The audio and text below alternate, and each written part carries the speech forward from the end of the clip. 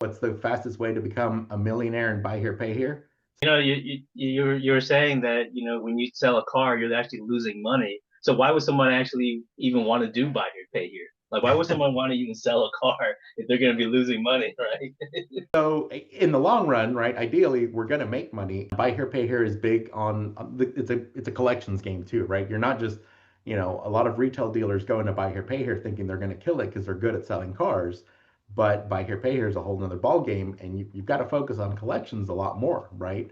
That's not a worry when you're just getting outside financing and you're gonna get a check in the mail or an ACH a few days after the car drives off. You have to focus on the collection side of things. But in the long run, buy here, pay here can be extremely profitable because you're going to collect on that car. Plus, you're collecting interest, and even if you have to borrow money, you're charging a higher interest rate than what you're having to pay the bank if you're borrowing money to do this.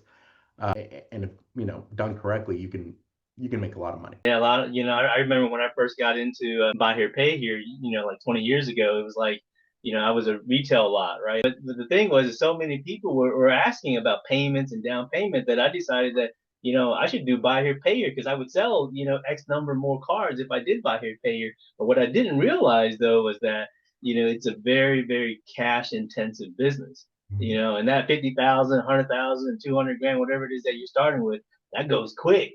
You know, Right. What's the fastest way to become a millionaire and buy here, pay here? Start with Yeah. 2 million. Yeah, that's right. Yeah. Yeah, it eats up your cash, especially when you're in growth mode, right? And you're Yeah. going back to, why would you do this?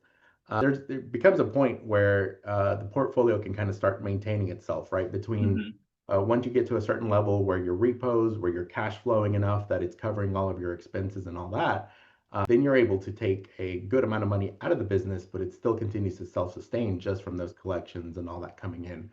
But definitely, especially in the early stages when you are in growth mode in the portfolio, or you just have a really good, strong year where the portfolio grows a lot, that's when you're going to feel these cash crunches the most.